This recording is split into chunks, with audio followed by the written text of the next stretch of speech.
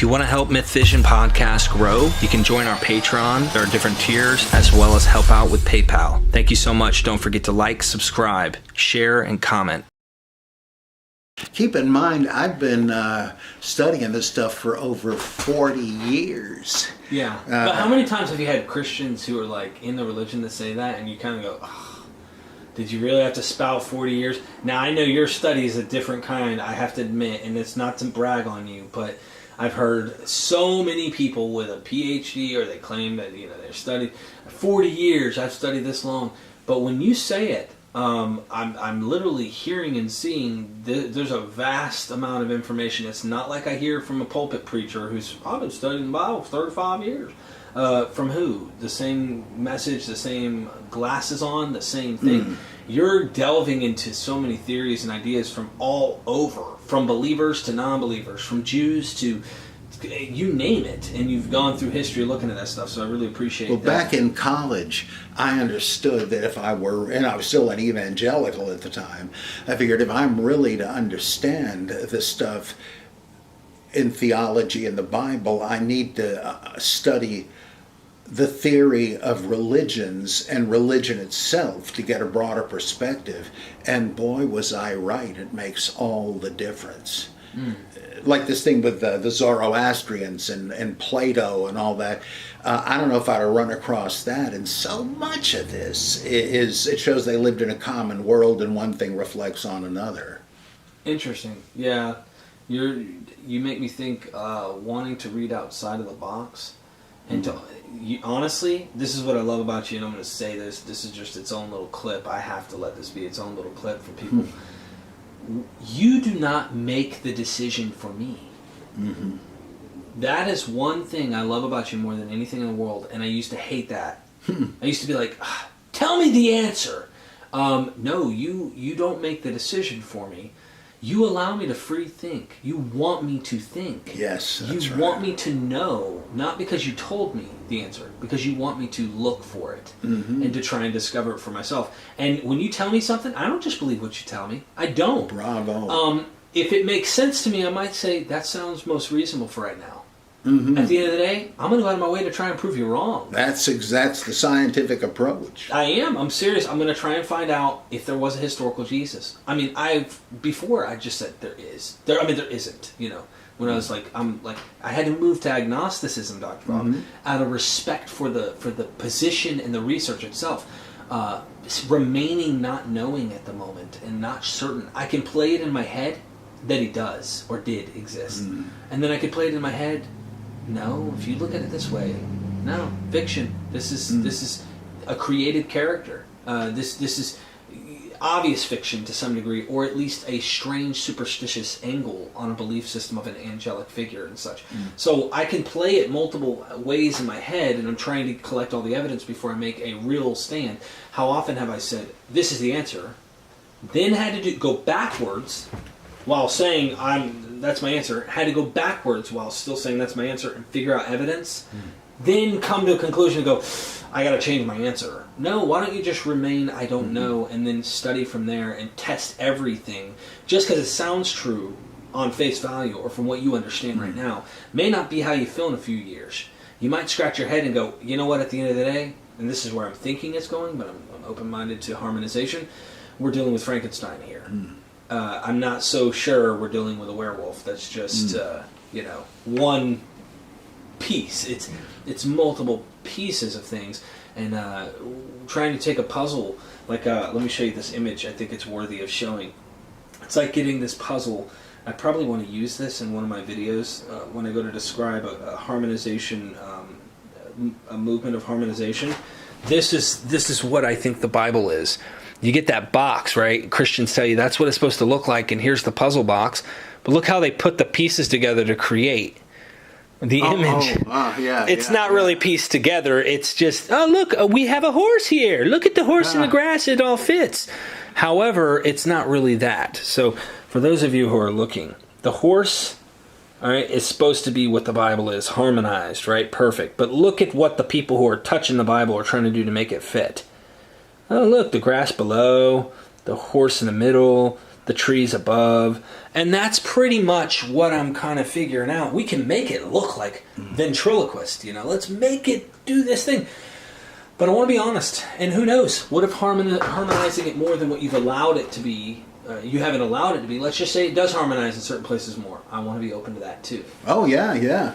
This is one of the major pillars of Jacques Derrida and deconstruction, that it's like taking the puzzle pieces of anything apart and wondering, is there a different image that maybe doesn't even use all of the pieces? Of course, that'd be very, very rare in a puzzle, but maybe there is. And you find that, it looks like some of these pieces are kind of frayed, like they've been jammed in here and don't fit. And that's kind of what happens. You take apart the watch to see how it works.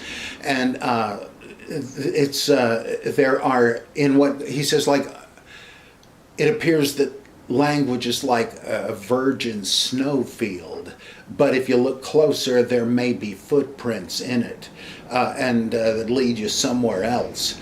And I think, like he says, even the present moment, which seems transparently real. I really have a glimpse of reality here, the now moment. He says, no, you don't, because it only means anything to you because you're factoring in the past and what you anticipate in the future. Otherwise, you wouldn't know what to make of it.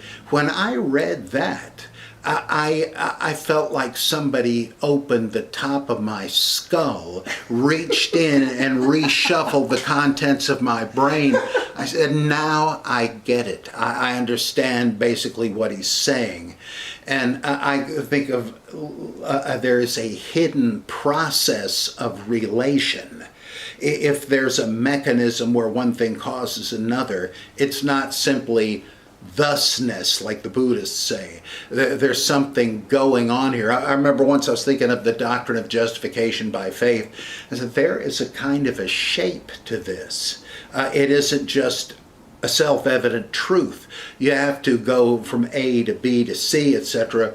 And if you have to do that, there are footprints in the snow. There are lines of division and pieces of a puzzle that have been put together. And that's obviously what we do with the Bible. How do the puzzle pieces fit?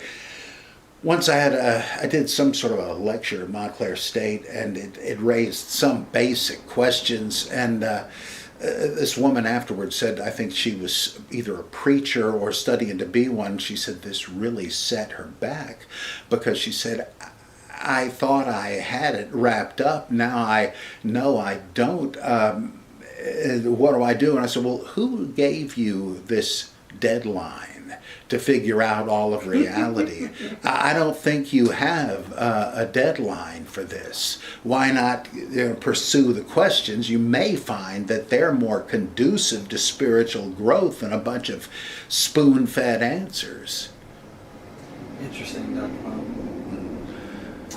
Deconstructionism, ladies and gentlemen, that's one of the things I think early on, when I sat in your living room with that little cheap computer that had no microphone, and I did a few videos at the beginning of Myth Vision. Anyone who watches it goes, horrible audio, I can't hear her. It's true, I didn't know what I was doing. I'm still figuring it out.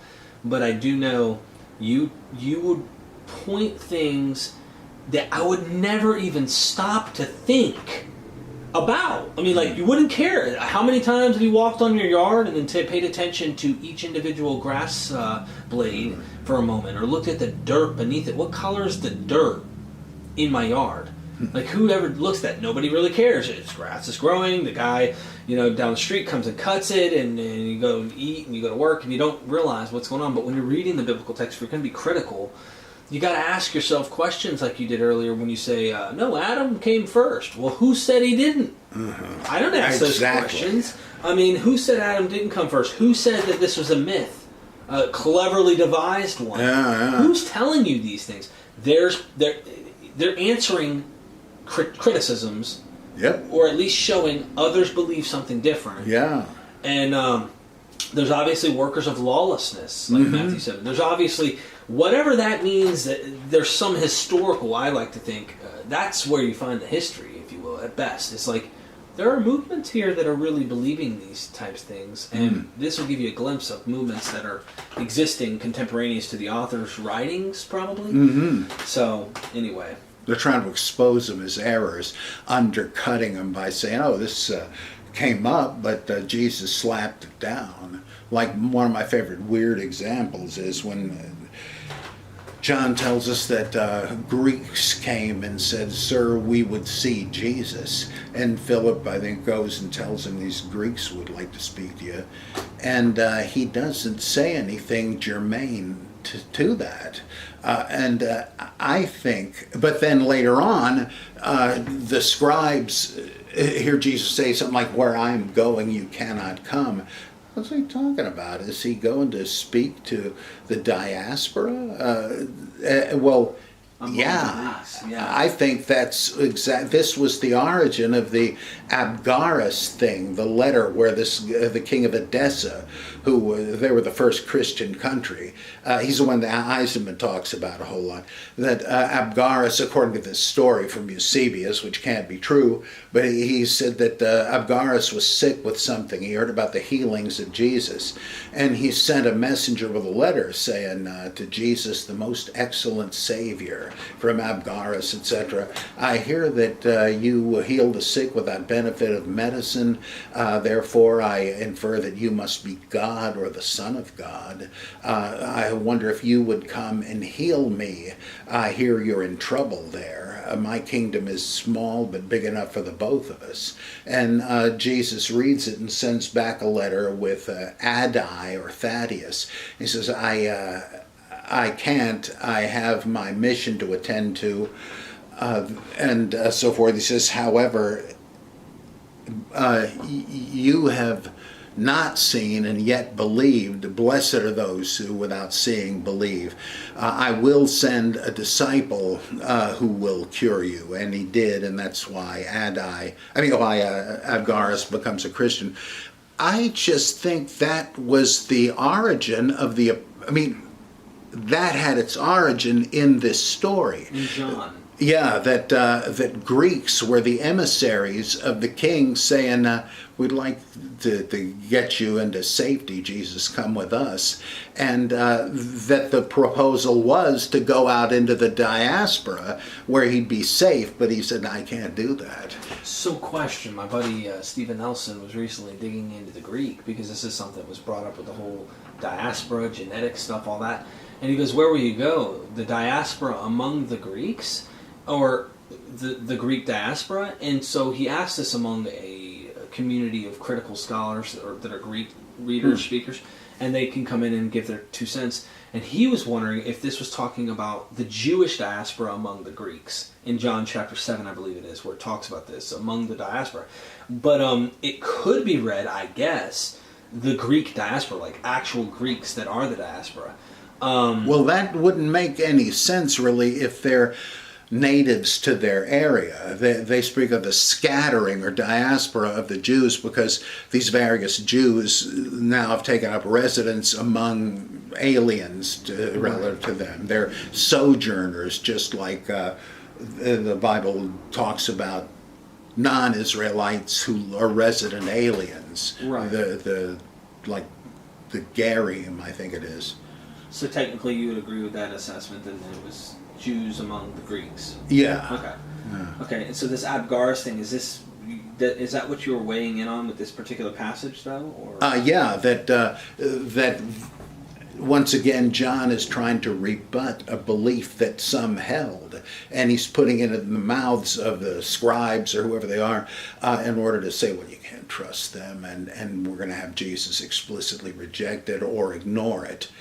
In the Eusebius version, he does reject it. He says, thanks, but no thanks, I can't. I may be totally wrong, but I wonder, otherwise, what's it doing in there? Yeah, and I think that Stephen mentioned, and he's open to any possibility like you are with this. I think he mentioned that this is kind of like a forerunner, kind of like in the mouth, kind of like the whole, it's better that one man die for the nation in the mouth of the enemy, so to speak, giving you the hint that what's going to happen. that could be a forerunner for the later diaspora of him going to. That eventually he would, or that the narrative would play it out like he's going to, or in some sense the message will get to the diaspora, even if it wasn't Jesus himself. He will be in spirit with them and they will go to the diaspora. Not certain, but he thinks it's a possible play in the mouth of the enemy, so to speak, of a later diaspora being collected in. Because earlier, if one wants to run with this conclusion, let's say the lost sheep of the house of Israel in Matthew 10 is the diaspora Jews. If you take that conclusion, if you don't throw stones at me. You know who I'm talking about. Though a whole lot of Jews just relocated there all over the place. But that's like where he says, don't go into the way of the Samaritans and don't go into the way of the nations or the Gentiles, but only go to the lost sheep of the house of Israel. He's kind of saying stay in this locale, it appears. And if he's saying stay in this locale, then what's it going in the mouth of these people saying, where are you going to go? Somewhere else? Like in another place? Kind of in Matthew. It's in the same book. Or no, it's not in the same book. That's in Matthew. So that's in John. Yeah. Okay, never mind. Scratch that. Also in John, he says in the Good Shepherd speech, he says, I have other sheep that not of this fold that I need to bring in and put them together. I mean, to me, that seems clearly to mean Gentiles. Just like the Samaritan mission is foreshadowed in chapter 4.